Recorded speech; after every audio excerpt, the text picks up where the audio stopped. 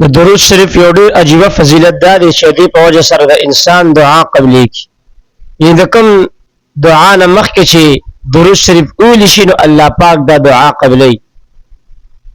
حضرت فوزارة ابن عبید رضی الله عنه وی یو ورځ رسول الله مبارک تشریف فرماو، یو سړی راغی لمونځ یې وکړ.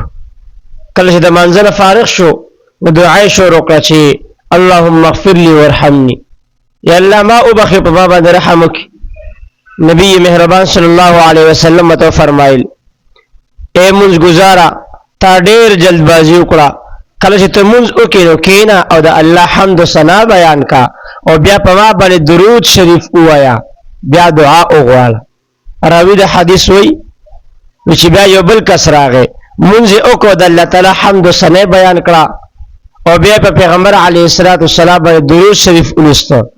نبی علیه الصلاة والسلام ورته وفرمایل ایها المصلی، اے لمونځ ګزاره ادعو تجب، ته دعا کوه ستا دعا به قبلېږي.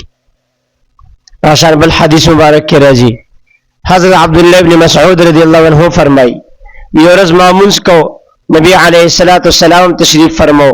حضرت ابو بکر صدیق او عمر فاروق رضی الله عنهما دواړه ورسره تشریف فرماو.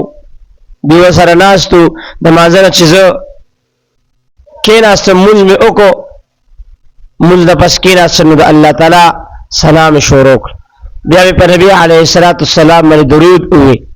د هغې نه پس ما خپل دیني او دنیوي مقاصدو دپاره خپل ځان دپاره دعا وغوښته. پیغمبر علیه الصلاة والسلام چې زه ولیدم راته وفرمایل سوال کوه سل تعطه، سوال کوه تا ته به درکولی شي، سوال کوه تا ته به درکولی شي. دعا غواړه ضرور به دعا قبلېږي. دغه شان شیخ ابو سلیمان دارانی رحمه الله هغې نه نقل دی چې کله تاسو د الله تعالی له دعا غواړئ نو په اول او اخر کې درود شریف وایئ او په منځ کې خپل حاجت او خپل دعا غواړئ، ځکه الله خو دا دواړه درودونه قبلوي. نو د الله تعالی د فضل و کرم او احسان نه دا څه بعیده او څه لرې نه ده چې هغه دا مخکې او وروسته درود شریف قبول کړي او دا منځ کې ستا دعا قبول نه کړي. نه، الله پاک په ستا دعا هم ورسره قبلوي.